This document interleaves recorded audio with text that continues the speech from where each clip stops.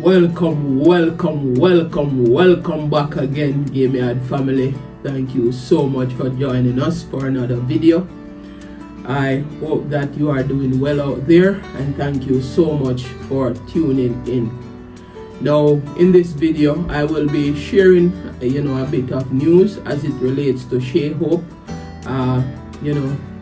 being included in the Barbados squad for this fifth round of matches in the 2025 edition of the West Indies Championship. Also, I will be sharing with you some results as it relates to the International Masters League currently going on in India. Now, I would have seen yesterday where Barbados would have included Shai Hope in their fifth round match, and this match will take place at the Kensington Oval against the Trinidad and Tobago Red Force. To be honest with you, in fact, I just want to also say that I'm really happy to see some of our more senior players back in the West Indies Championship, and it does suggest to me that they want to play Test cricket for West Indies again, and that's a step in the right direction. So in the last round, we would have seen one of our best all-rounders currently in our modern game, Jason Holder. He would have been included in the Barbados team. He would have played the last round, and we would have seen other players from that team that would have won that historic match in Pakistan. Craig Brathwaite, for example, our Test captain, Ali Kathanis and all those guys, Jamel Warrican, Budakish Moti, all those players would have entered in different rounds of this competition. So if Shai Hope is successful, yes or no, I'm not here to say that he will be successful, but what I am happy about is that our players, our more senior players, want to play Test cricket. I would have tweeted yesterday on X that Test cricket is really the pinnacle of cricket, and when you want to go out with a real legacy, right? Even though you may have performed well in the other white ball formats, right? But to leave a lasting impact on the game itself, it is people will remember you for what you would have done at the Test level, right? Even though Test cricket is somewhat on life support in the West Indies, but with these players coming back, hope that the game can survive, because we would have seen a lot being talked about in the various media platforms where they want to break up the West Indies team. What I will say about West Indies cricket is that West Indies in itself is a brand, and it's not easy, similar to other strong brands in the world, whether it is apparel brand or whether it is jewelry. Some brands are just untouchable, and West Indies brand, I think, is very, very up there as it relates to cricket.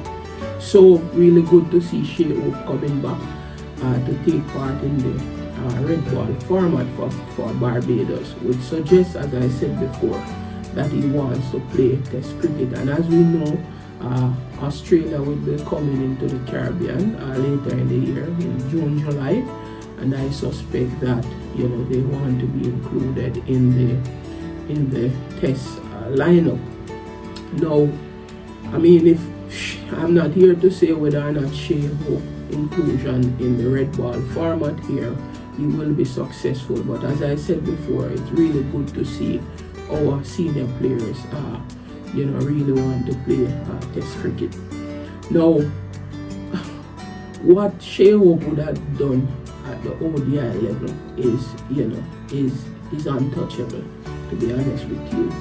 But it's always a cause for concern, why that form cannot be translated, from the you know, the ODI format into the red ball format. It's a lot of questions that, you know, plague many West Indian, you know, minds as it relates to Shai Hope. What is the issue? Why Shai Hope cannot, you know, translate that form? Because Shai Hope averaging Test cricket is about 25.01, you know, compared to an average of, you know, 49.93 in ODIs, right? What I can remember about Shai Hope in relation to Test cricket basically is those 2 centuries that he would have scored, you know, against England in 2017, right? You will remember those 2 centuries back to back. He would have scored 147 and also he would have scored 118 not out in Leeds in August of 2017, and he would have made a couple 50s. We can remember that, you know, 90 he would have made against Pakistan in Barbados, and also he would have made another, I think he would have made 2 other 50s in that Test series against England, right? He would have made 62 and a 57 against England as well, right? And I remember he made another 50 against Bangladesh in 2018, as well as he would have made another 50 against Zimbabwe. He would have made 90 not out against Zimbabwe in 2017 at Bulawayo, right? So those are the notable scores I can remember where Shai Hope is concerned as it relates to Test cricket. And with the caliber of player Shai Hope is, an average of 25 in Test cricket is I mean, that's not the true reflection of the, you know, the ability and skill of the player, right? So really looking to see how he will go up against Jayden Seales. In fact, I heard that this field, or the wicket in Kensington, it should be a green field. So let us see, you know, how he will go up against Jayden Seales, because Jayden Seales, in my estimation, he's up there. He's one of the top fast bowlers right now in world cricket. And I believe Jayden Seales, the reason why Jayden Seales' name is not being called around the world, you know, is because of how bad West Indies is currently playing at the Test level, right? So Jayden Seales is a top-notch bowler. Not saying that he is world class, but he is getting there. He is a phenomenal bowler, and I just hope that he will continue to you know, put in the hard work and to, you know, remain focused and not to be sidetracked by, you know, franchise cricket, as many other players are you know, being sidetracked to play franchise cricket. But as I said, Test cricket is the pinnacle of cricket, and if you want to leave a legacy in the game, then you have to make your mark at the Test level. I'm telling you. All right, so Shai Hope, really would want to see him, you know, do, you know, very well. I'm not sure. I think the last time Shai Hope would have played for Barbados, you know, at the red ball level, I think it was back in 2022. Right, that's about 3 years. He has not, you know, played any red ball cricket for Barbados. So I will look, you know, forward to see what he will bring to the table. And I think one of the reasons why, you know, Shai Hope may not have, you know, translate that performance from the ODI level to the Test level is, I mean, at the Test level, you don't have so many restrictions similar to what happened at the, you know, white ball level. You don't have any, you know, 30-yard restriction.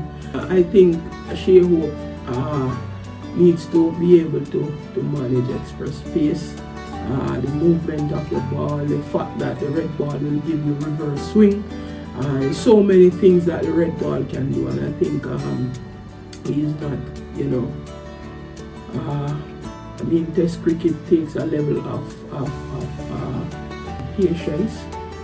Test cricket takes, you know, a level of, you know, concentration, right? There are so many factors in Test cricket that one has to, you know, be able to control in order to make runs at this level, right? Test cricket is a grind, right? So as I said, really happy to see that our senior players are coming to play the West Indies Championship, which suggests to me that they want to play at the test level. Alright, so that's where I will leave that for now. Let us jump on over now to the Masters League. As I said earlier, Lendl Simmons and Ravi Rampaul, they were superb in this game against the Proteas Masters, and West Indies would have beaten them by 29 runs to secure a semi-final spot in the International Masters League on Tuesday. Simmons displayed a vintage form, powered his side to a commanding 200 for 5 in their allotted 20 overs. And Lendl Simmons would have made 108 from 59 deliveries. It was raining sixes. He would have hit 9 fours and 13 massive sixes, and he was the backbone of the West Indies innings, right? So the South Africa Masters, they would have won the toss and opted to field, and West Indies would have lost been in early trouble, losing Dwayne Smith for 5 and William Perkins for 5 as well. But Lendl Simmons and Brian Lara, they stitched together a good partnership. Brian Lara would have gotten 29 from 34 deliveries, and Simmons would have scored a century of 55, just 55 deliveries. With he would have fallen to NT in the 18th over. Chadwick Walton also would have provided some late fireworks with 38 from 12 deliveries, right? Defending 200, the West Indies bowlers, especially Ravi Rampaul, was brilliant. He would have taken 5 for 26, and they would have dismantled the South Africans' chase despite a few promising starts. The Proteas began with Richards Levy hammering 44 from 16 deliveries, but left arm Suleiman Ben would have taken 1 for 20, removing him early in the game, while Ravi Rampaul would have sent Ashim Amla back to the dressing room for 3, and also Captain Jack Callis for 45 of just 36 deliveries. Jack would have tried to revive the innings, but he was dismissed by Simmons for 39, and after he would have been dismissed, the run rate spiraled out of control, and Ravi Rampaul struck again, removing Dane Villas for a duck, and Farhan Berhardehen for 1, and Ryan McLaren also for 12, and that would have completed his 5-wicket haul, and they would have restricted the South Africans for 171 for 8. That win secured West Indies semi-final spot in the International Masters T20 League, the 2025 editions. Alright, so really good performance there all around from West Indies. Brilliant performance by Lendl Simmons and also Ravi Rampaul.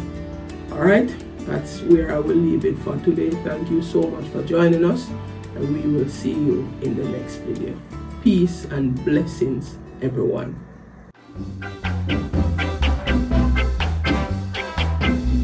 Belo, belo, belo.